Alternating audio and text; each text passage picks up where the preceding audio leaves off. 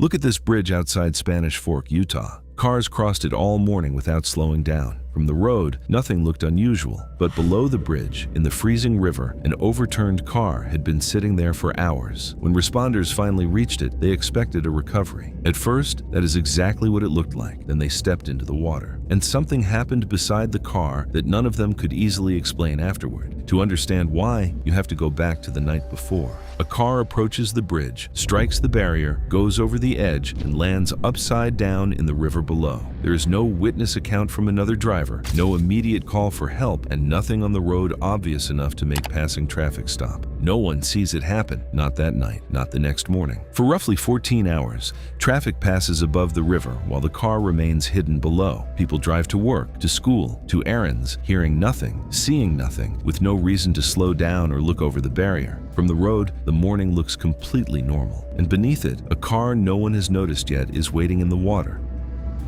That afternoon, a fisherman walking near the riverbank finally sees something below the bridge, an overturned car, partially submerged, sitting in the current. He calls 911.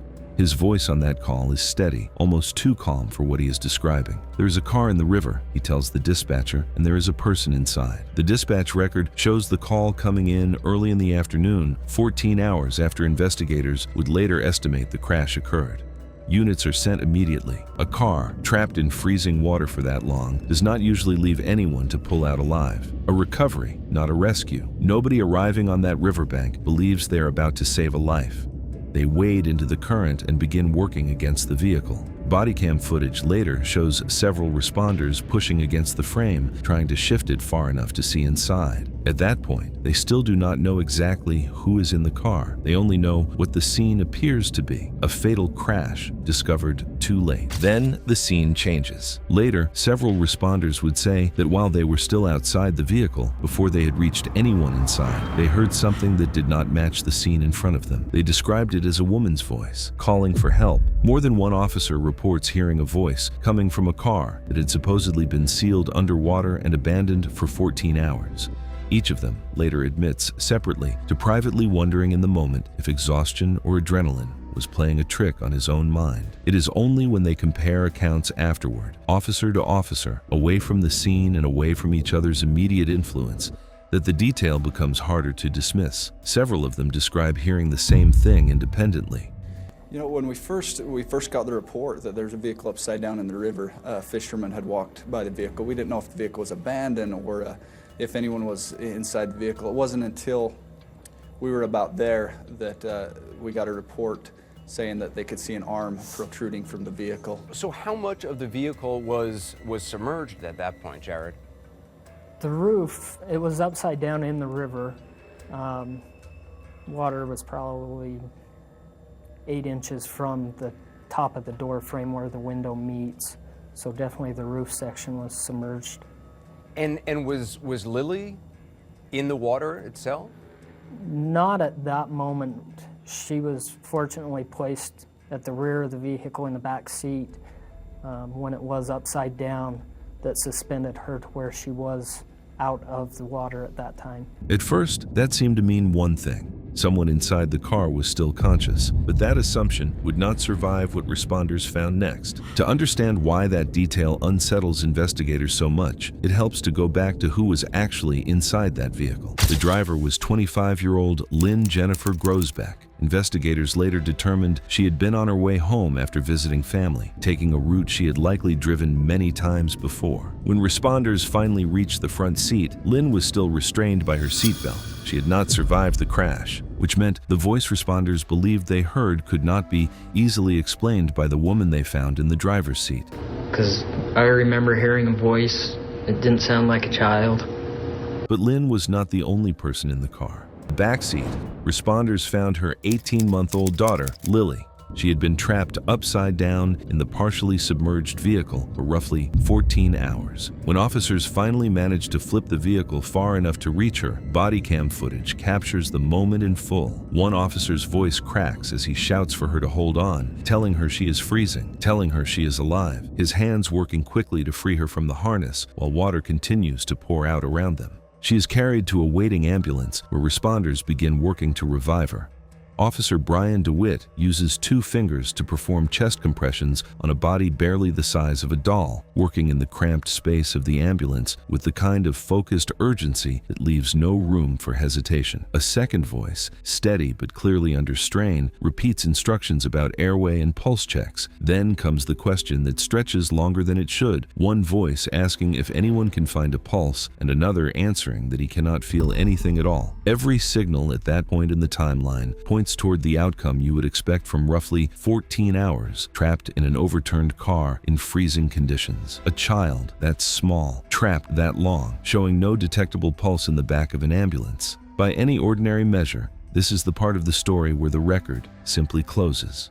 Lily survives.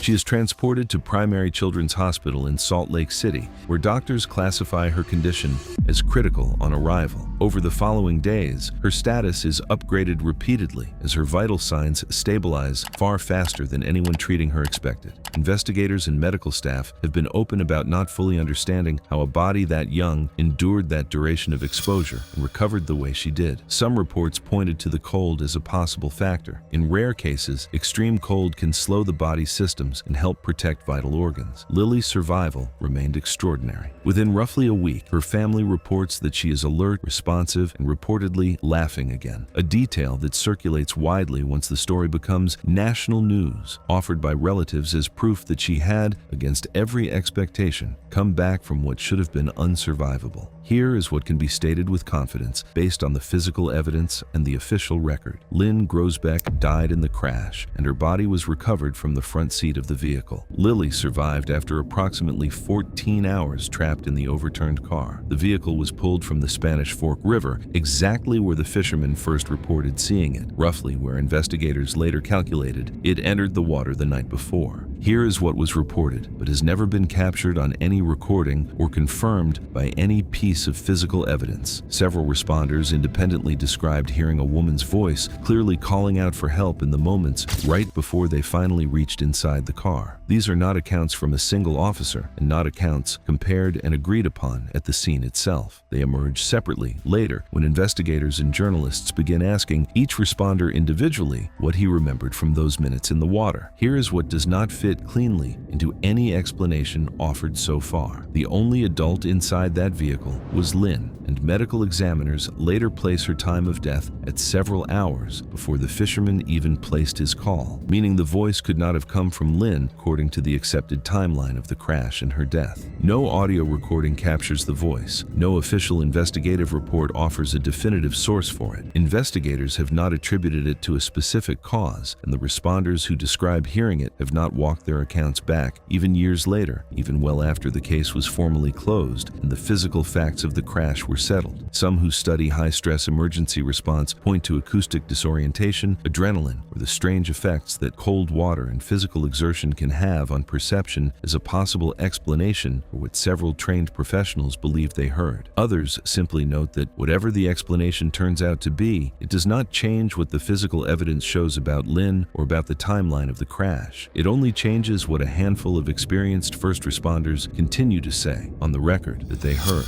But for the responders who stood in that river, one detail never fit cleanly into the final account. Before they found Lily alive, several of them believed they heard a woman calling for help from the wreck. Her mother's funeral is held within days, her family grieving a daughter and a mother in the same breath, gathering in a funeral home to say goodbye to a woman whose life had been defined, by every account from people who knew her, by how devoted she was to her daughter. Less than a mile away, in a hospital room, a different kind of vigil is beginning around the child she left behind. Machines monitoring vital signs that nobody expected to still be present at all.